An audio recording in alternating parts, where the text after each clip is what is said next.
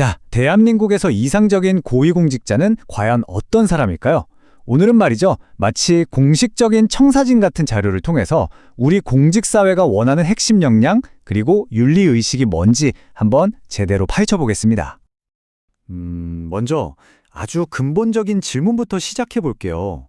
도대체 어떤 윤리의식, 또 어떤 기술과 가치관을 가져야 이상적인 공무원이라고 할 수 있을까요? 한번 생각해 보시죠. 오늘 우리가 들여다볼 자료가 바로 그 힌트를 주는데요. 이건 공직 시스템이 생각하는 모범 공무원의 머릿속을 살짝 엿볼 수 있는 정말 보기 드문 그런 자료입니다. 자, 그럼 그 첫 번째 핵심 요소부터 바로 살펴볼까요?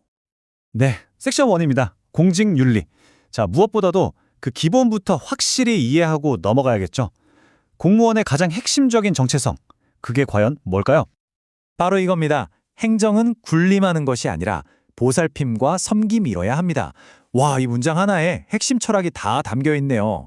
그러니까 이상적인 공무원은요, 내가 지휘하고 통제하는 사람이 아니라 국민을 돕고 지원하는 사람이라는 인식을 가져야 한다는 거죠. 자, 그래서 공식적으로 정해진 8대 의무가 있습니다. 성실, 복종, 친절, 공정, 종교 중립, 그리고 여기 강조된 세 가지가 있죠. 고위공직자에게는 특히나 이 세 가지, 그러니까 비밀 엄수, 청렴, 그리고 품위 유지가 정말 중요하다고 보는 겁니다. 자, 이렇게 이상적인 원칙들을 세워놨어요. 근데 이런 원칙은 늘 현실의 어려운 문제들과 부딪혔을 때 진짜 시험대에 오르는 법이죠.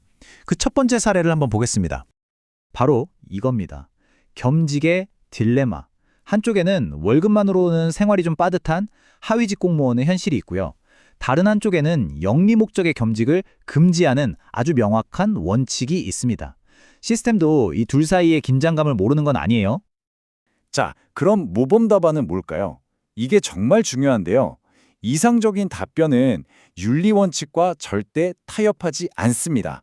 아, 힘드니까 겸직 좀 봐주자. 이게 아니라는 거죠. 대신에 공무원 급여가 낮은 게 근본 문제니까 이 시스템을 고쳐야 한다고 정확히 짚어내는 겁니다. 자, 이번엔 또 다른 아주 고전적인 윤리 시험 문제입니다. 여러분이 담당자라고 한번 상상해 보세요. 학교 납품업체에서 갑자기 10만 원짜리 모바일 상품권을 쓱 보냈어요. 어떻게 할까요? 이건 그냥 알아서 잘 할 문제가 아니라 따라야 할 명확한 절차가 쫙 정해져 있습니다. 자, 보세요. 부패 방지 행동 지침이 아주 명확합니다. 1단계, 즉시 거절하고 돌려달라고 요구합니다.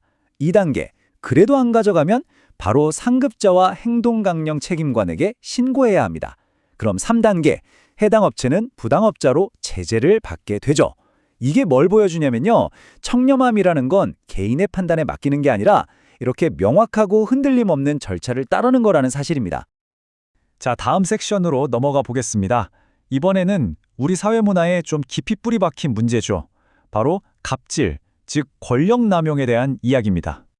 갑질, 다들 들어보셨죠? 이 자료에서도 이 용어를 직접 정의하고 있습니다. 계약서에서 위에 있는 쪽을 갑, 아래에 있는 쪽을 을이라고 하잖아요. 거기서 나온 말로 우월한 지위에 있는 사람이 자기 힘을 남용해서 부당한 요구를 하는 걸 말합니다. 한국 직장 문화를 이해하려면 이 개념을 꼭 알아야 하죠. 그리고 정부도 이 문제를 해결하려고 정말 적극적으로 노력해왔어요. 보세요. 2019년에는 갑질 근절 기본 계획을 세우고 신고센터도 열었고요. 2020년에는 유치원 갑질 사례를 직접 조사하기도 했죠. 2021년에는 상호 존중의 날 캠페인까지 시작했습니다. 그런데 말이죠. 여기서 정말 흥미로운 질문이 나옵니다. 이렇게 정부가 계속 노력하는데 왜 갑질은 좀처럼 사라지지 않는 걸까요? 바로 이겁니다. 모범적인 답변은 이 문제의 복합적인 성격을 꿰뚫어 와야 합니다. 첫째는 문화적 요인, 여전히 남아있는 권위주의적이고 수직적인 조직 문화 때문이고요. 둘째는 제도적 요인, 가해자를 제대로 처벌하지 못하고 피해자를 보복으로부터 충분히 보호해주지 못하기 때문이죠. 그러니까 단순히 규칙 몇 개 만든다고 해결될 문제가 아니라는 걸 알아야 한다는 겁니다. 네, 다음 섹션입니다. 지금까지 윤리에 대해 이야기했다면 이제는 실질적인 능력에 대한 이야기입니다. 현대 사회의 리더, 특히 고위공직자라면 어떤 기술들을 갖춰야 할까요? 이 자료는 아주 구체적인 도구 상자를 제시하고 있습니다. 바로 이 6대 핵심 역량입니다. 정책 기획, 문제 해결, 정보 관리, 적극적인 업무 수행, 팀워크, 그리고 협조 및 조정 능력까지. 고위공직자라면 이 6가지 영역을 정말 자유자재로 넘나들면서 다 잘해야 한다는 거죠.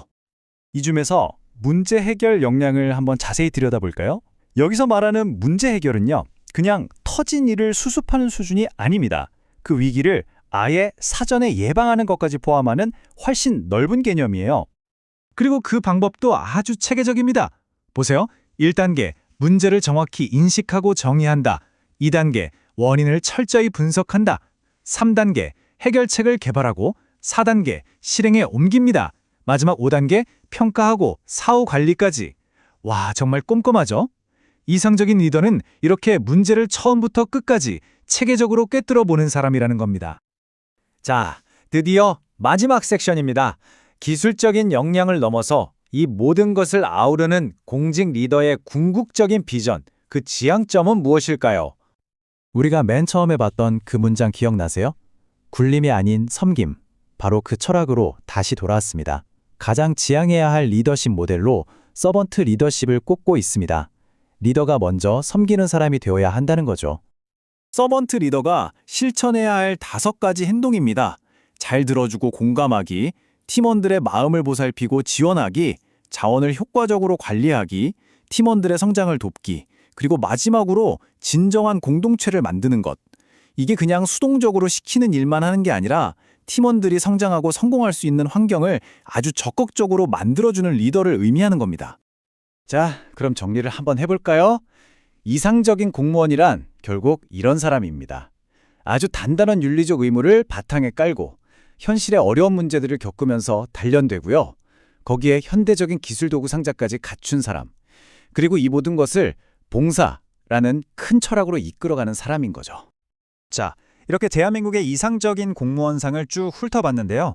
마지막으로 이런 질문을 던져보고 싶습니다. 이건 대한민국의 이야기잖아요? 그렇다면 지금 여러분이 계신 곳에서는 어떤 가치가 최고의 공직 가치로 여겨지나요? 한 번쯤 생각해보는 것도 의미 있을 것 같습니다.